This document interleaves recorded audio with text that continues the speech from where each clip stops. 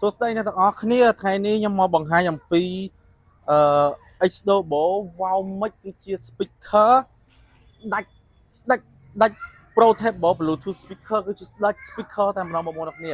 អានេះគឺជាប់លេខ1ហើយបងប្អូនអ្នកគ្នាក្នុងស្រុកខ្មែរបងប្អូនអ្នកគ្នាឥឡូវខ្ញុំមក unboxing ជាមួយនឹង Wow Mic បងប្អូនអ្នកគ្នាអានេះគឺជា version upgrade បងប្អូនអ្នកគ្នាយើងចេះ zoom អត់ zoom តិចមកហើយចាំបន្ថយវិញគឺជា version upgrade របស់ X-Double ហើយនេះគឺជាសញ្ញារបស់ពួកក្រុមហ៊ុនអានេះគឺជាក្រុមហ៊ុនបងប្អូនអ្នកគ្នាសញ្ញា K-Paper Store ហ្នឹងដែល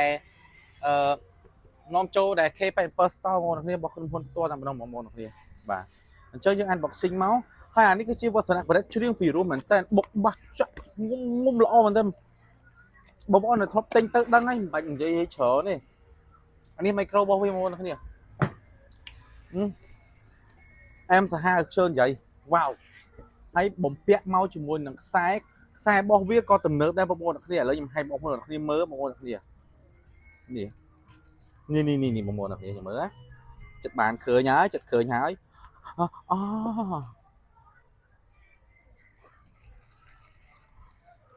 ខ្សែរបស់វាបងប្អូនអ្នកគ្នាគឺវាយសញ្ញា X-Double ផ្ទាល់តែម្ដងបងប្អូនអ្នកគ្នាដូចបងប្អូនបានឃើញអញ្ចឹងនេះឃើញអានេះខ្សែកណាត់អានេះខ្សែស៊ីលីកូនអានេះខ្សែកណាត់ដែរបងប្អូននេះខ្សែលីឡុងអានេះខ្សែលីឡុងគឺ yes 3ប្រភេទហ្នឹងគឺវាយ X-Double ទាំងអស់បងប្អូនអ្នកគ្នានេះបងប្អូនអ្នកគ្នាវ៉ាវអញ្ចឹងពិសេសណាបងប្អូនអ្នកគ្នាអញ្ចឹងទិញបងប្អូនអ្នកគ្នាពិនិត្យមើលច្បាស់អានេះគឺជា version ក្រុមហ៊ុនតែលេគឺវាយអក្សរជាអង់គ្លេសតែម្ដងមិនវាយជាអក្សរចិននោះទេ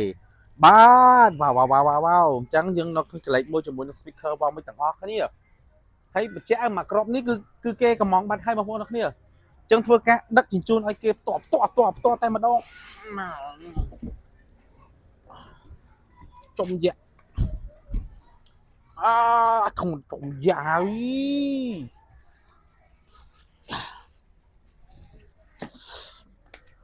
បងប្អូនអ្នកគ្នា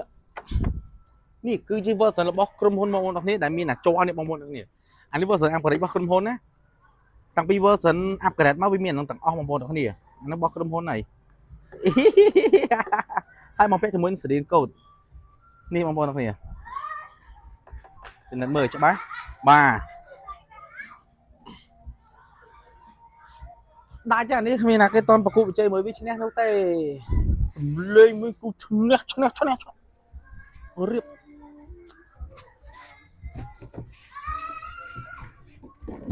បាទអញ្ចឹងយើងបើកមកបងប្អូនអ្នកគ្នាតែប៉ុណ្ណឹងបងប្អូនអ្នកគ្នាហើយសំឡេងរបស់វាគឺមិនបាច់និយាយទេស្អីក៏មិនបាច់និយាយដែរច្រៀងក៏មិនបាច់និយាយទេព្រោះទាំងអស់បងប្អូនអ្នកគ្នាអើយស្អាតខ្លាំងនិយាយទៀតបើវាល្អយ៉ាងហ្នឹងហើយកម្លាំង300វ៉ាត់បងប្អូនអ្នកគ្នាđừngនិយាយទៀតបងប្អូនអ្នកគ្នាមក